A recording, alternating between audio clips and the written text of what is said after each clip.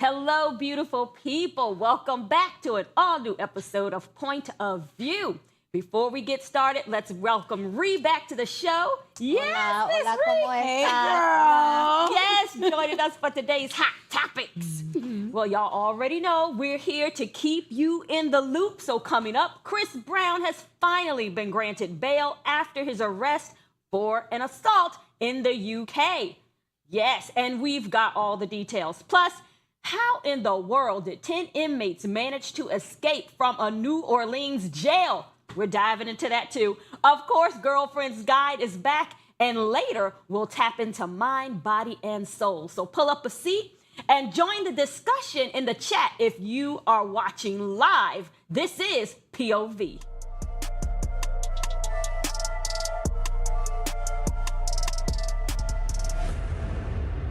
Now, just when you thought Chris Brown was staying out of trouble, here comes the drama. Right before his big Breezy Bowl World Tour, a London court just granted him bail after he was arrested and charged with assault over a brutal nightclub incident that allegedly went down back in 2023. We're talking tequila bottles, a music producer left hospitalized, and a whole lot of questions. Chris wasn't even in court when bail was granted, and his legal situation might clash with his upcoming tour. Let's talk about this because I know a lot of people waiting for this tour. It's the fact they need to stop lying on my man. Oh. And if he did do this, why he did it? Why he did it, I'm done now. What I do want to say, is I like Chris Brown. I definitely cannot say that I love him, but I really like Chris Brown. But this picture to me, I don't know if he was intoxicated right before, but his eyes look a little deep and demonic. It looks dark. It looks a little piercing. It's a little scary to me. Like he ain't slept in a few nights. The devil must have been tormenting him or something. I think so. Or he just mad that they keep messing with him. Well, I don't know. The skin look good though, baby, but them eyes look like somebody done came and took that Chris, soul I ain't out. gonna lie, Chris, you look Chris. Chris, call me, baby. Well, Brown was initially denied bail, but was granted release on $6.7 million bail. Okay, on May 21st, 2025. He must appear in court on June 2025. Now, see, this right here, that bail amount, that is what makes me feel like this is a major underlying conspiracy. Right. Because right when this man, he had all those sold out tours, I'm not really a fan, so I don't know what they were, but he was selling out on Africa and all over everywhere last year. Now his world tour is coming, and to take $6.7 million for bail, this isn't even restitution toward the victim. No, it's like for bail. This is robbery, and listen, America, UK, London, that probably was American dollars going straight to the, I don't know where it went. But listen, honey, thy kingdom come, I will be done. That's all I know. But despite his legal issues, Brown's Breezy Bowl 20 World Tour is set to begin June 8th in Amsterdam. Yeah, so it's like, you think he gonna make it? He got to make it. They just took $6.7 million from this man. They got to let him make it. Well, he got a lot on the line if he does not make these If he don't make it, it's a wrap for Chris, baby, because I know he amassed that 6.7. He needed it. It counted. I really hope that maybe he can get, maybe this case isn't true and he can at least get the 6.7 back for my sake. Just so I can sleep good. I just feel like for the other people who trying to go to the concerts, they might need to rethink this. Because there's no telling if he going to be in there or not. Well, can they even get refunds? No, they don't need no refund. The man just paid $6.7 million. Let him keep it. So we just supposed to take it to the chin. All $100. The ones I feel for are the ones that have paid for them backstage. Extra pays. But isn't it crazy how soon as he say free Tori, then boom, he go to jail the next day? Oh, Jesus. See, you said a word. Now I'm with you. Right. Because he did make a post saying free Tori with all of the recent allegations coming out about people coming out. People feel like Chris Brown may have been set up. I could see it. And you know what? While we're talking about, he said free Tori now, I can't wait till we really dive into, even though at one point I felt like I was so over this whole Megan Tori thing. And we keep, it's coming. There's so many advancements. And so we're talking about what's happening. But I was tired of it. But now, all this stuff from Tori getting stabbed. We spoke on that a little bit, but Yep. now with Meg coming out, really standing her ground and all Is these she things. really? And it to me it is despicable. I didn't like her But before. what about the best Yeah. friend? But I really don't like her now because regardless, even if you got some fiberglass ricochet cement in your foot, the man was stabbed 14 times. Have some sympathy. You didn't die. You was quit walking on Instagram the next day. You're fine. What? Not even that. What? Okay. This man, I already said it before, he didn't have gunpowder on his hands, so he did not shoot you. Stop playing, bro. Uh-oh. You know who shot you. Well, back to Chris Brown. Back to Chris Brown. Right, back to Chris Brown.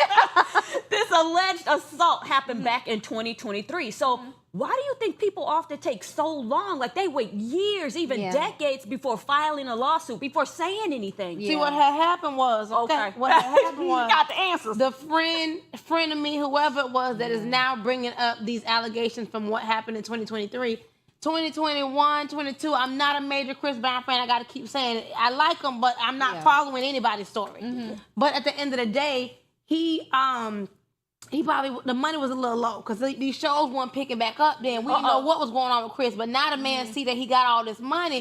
Now he's coming back and saying, hey, I want a piece of the pie. Well, if the tour it's canceled, canceled any shows, he faced a multi-million-dollar lawsuit from promoters and insurers for breach of contract, potentially exceeding millions per concert. This the Illuminati. This the Illuminati. Is that what it is? This They the Illuminati. always want to see this man go down. Every time when he's doing fine, they can't take it. Well, he has a lawsuit right now against Warner Brothers for like $500 million because they did that production, Chris Brown, A History of Violence. Yeah. This is the Illuminati.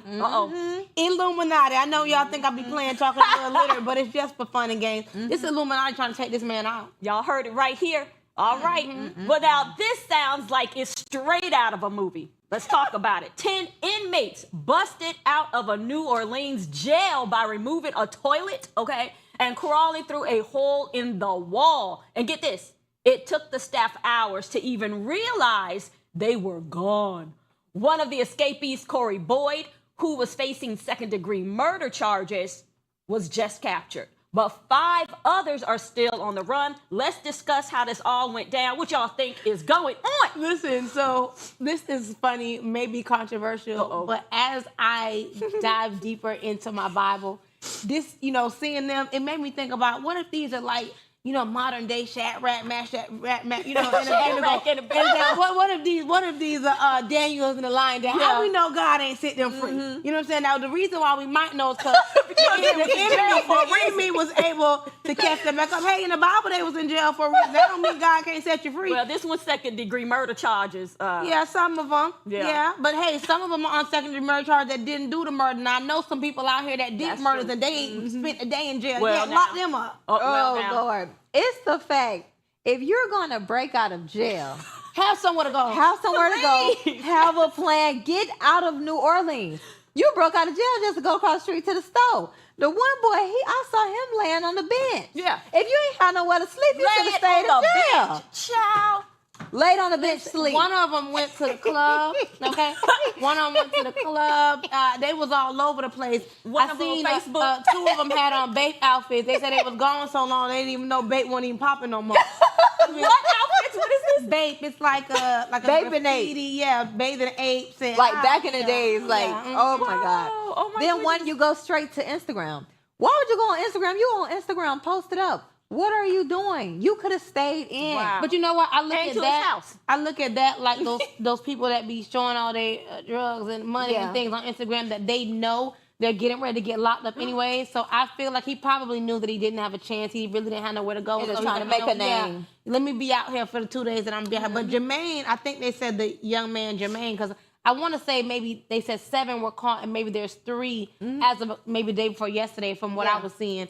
But I don't know if y'all saw the picture of Jermaine. Jermaine looked like he might have been the mastermind. He looked like he was the one had The red one. Yeah, Because he looked like he had a little red. I'm not trying to put it on you, Jermaine, but Jermaine, I look like Jermaine. Man, you better deny all But that. you know what really kills me with the social media though? Like, okay, how all these inmates, everybody's sharing it and they're placing bets on them.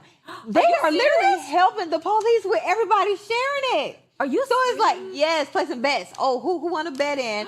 I bet this one is like a mess on social media. Wow. It's a mess. Well, the escape reportedly involved inside help from staff and civilians. Wow. How might this change the perspective of prison security?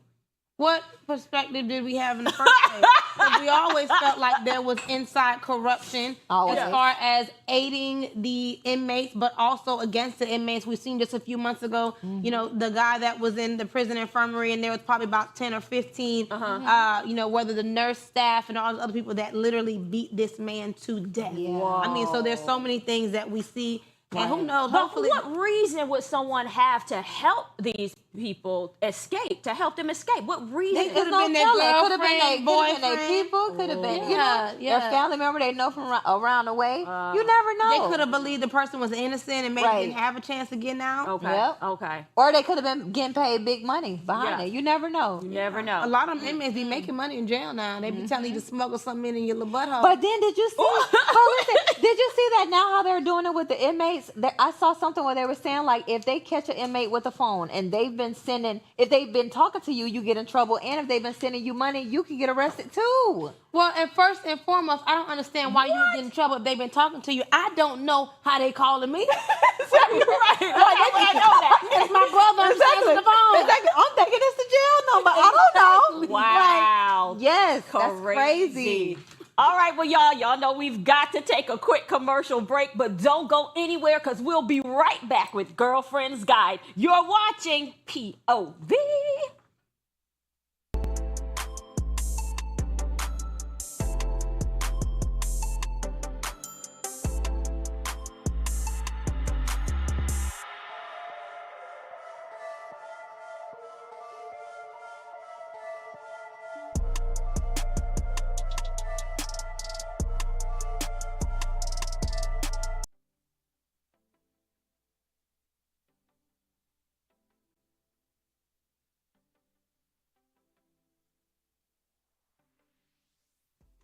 Hey, y'all. Shout out to those of you that are sticking with us during the commercial break on social media if you're watching us live. So our question for you guys at home and for us at the table is, would you date someone who doesn't believe in birthdays, holidays, or gift giving? Where y'all at with it? I draw the line at gift giving. For Right? sure. Because I have to get something some kind of way. I don't care if you make a day, I have to get something. Right. But I'm just finding out that it's people that really don't believe in, well, I knew they didn't believe in holidays, but all the birthdays and stuff, I'm just finding out that like people really don't believe, or they say they don't. So that's cool. You can believe in what you want to believe in, but I need a gift. Yeah. On some That's for kind of me day. in my house, baby, we will be celebrating. Exactly. 'Cause I have to be celebrated some kind of way. Yeah. How do you feel? I'm not sure, like, because I don't celebrate too many holidays either. Yeah. So I've stopped doing that. But birthdays, no, we're going to have to do something. And gift giving, come on now. You got to give some gifts. So I feel like, okay, you know how certain people don't celebrate holidays or whatever, for Right. whatever reason. But wouldn't birthdays fall in the same thing? If you don't celebrate a holiday, why would you celebrate a birthday? Because it's kind of like the same whatever. Doesn't matter thing. to me, you know. Yeah. I'm on the holidays, not so much, but on the birthday, Yeah. yes. Yeah. Yes, I don't know, even a spa or something, Right. you know, that to me is a nice gift. You know, Yeah. something, but gift giving is going to have to happen. Yeah. Oh yeah, listen, for sure, I ain't no way can't. about it. I think the controversy with birthdays is that you know this is the day that you were born, but with the holidays, you don't know if they're making up the day. You don't know the accuracy and things like that. But you guys let us know if you would date someone that didn't celebrate birthdays, holidays, or gift givings, and let us know in the comments. Don't go nowhere. You're watching POV.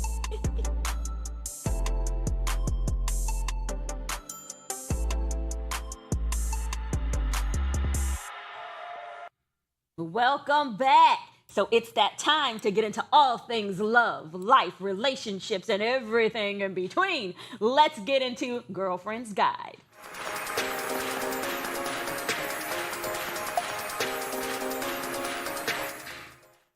So today, this topic, I think, comes close to home. Yeah. Alpha and strong versus soft and submissive.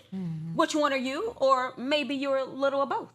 I'm all of them. Yes. Because I can be an alpha if I need to be, but I want to be soft and submissive. I can be that too, as long as it makes sense. I'm not being soft and submissive to foolishness. Right. Not doing that. Right. So, when you don't agree to foolishness or be about somebody's fool, then they'll say you're alpha. You're hard to deal with. No, I just have my own brain and I'm going to use it. Right. But, Right. I think for so many years, like you were saying, Ree, I have been an alpha female, but it wasn't by choice. And I feel like for so many Black women, I think we were programmed this way. It's because of the way that we had to be, because our families were being torn apart, and someone had to be the strength of the family, right? And so now I have a immense desire to be soft, and to be able to be submissive, and to just lay back into one, trust that God got me, because he really is our source and he is what we're supposed to be soft and content in. Correct. But also, in my relationship. So I'm working on that. It's hard though.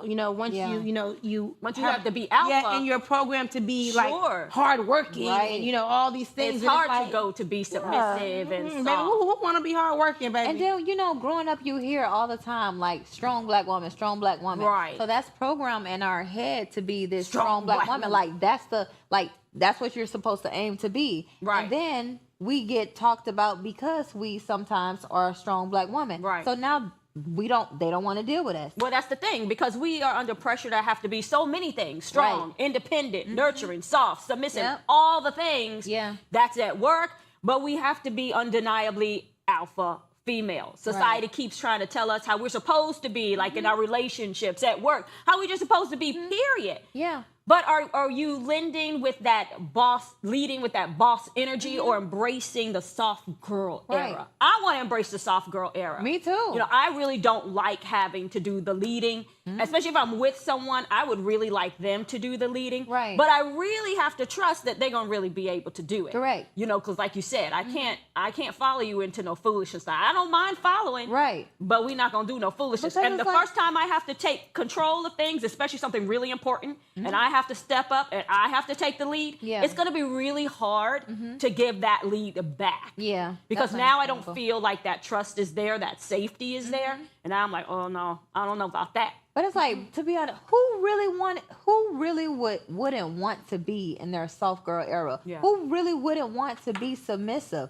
Like, we're women. Why wouldn't we want to be soft? Sometimes that's a bad word to women, being submissive, to a man, But you be submissive to the Lord, like you say. You do what the Lord has said for you to do. And then that comes down to the husband. Even the hardest woman I think that she would just completely submit if somebody is treating her the way she's supposed to be treated. If they didn't feel like their arm was being twisted into submission. Yeah. Correct. But I do want to say as well that I think it was something that you said about being strong. And I feel like, where that also comes from and where we kind of, go a little bit left with it is that we are being taught, oftentimes how to be strong or to be an alpha from a woman that really doesn't have any submission or didn't have a man that they felt safe for them to submit to. Yeah. And so now as we're going out and we're healing ourselves too, and we're allowing God to show up in different ways in our lives and to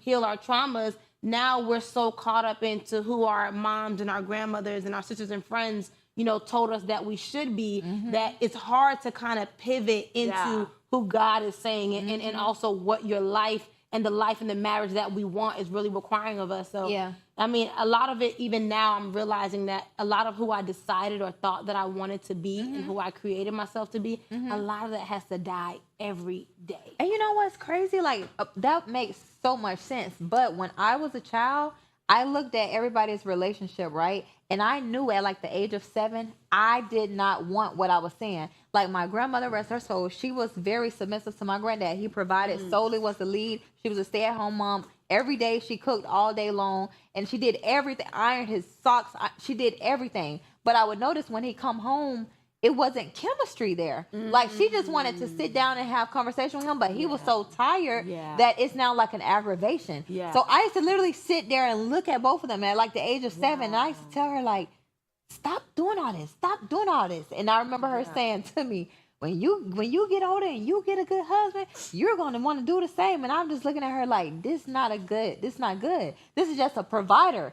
I personally just don't want a provider. Yeah. I want us to be The happy. chemistry, the happy, chemistry, the love. everything. Yeah. But I also think that is so important, and I feel the picture and the emotions from what you experienced. Yeah. And I feel like too that the way that God is so strategic, and He doesn't put anything in the mixing bowl when He's creating us Right. that we won't need. Yeah. And so I feel like who we really are supposed to show up in the world as is bits and pieces of all Everybody. of those things. Literally. Yeah. That's correct. Oof. All right, y'all. Well, we're about to switch things up, and we're going to get into our final segment of the day. Let's get into mind, body, and soul.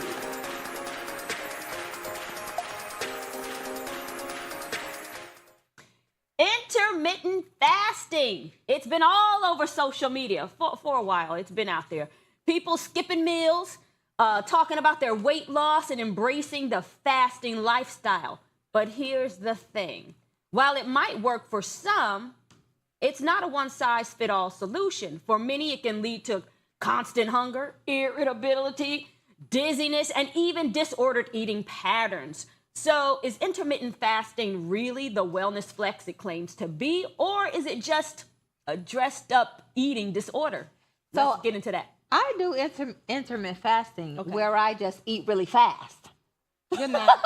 Like, what? Baby, all that stuff. I didn't try all that stuff. I do whatever I want. Like, I didn't try everything.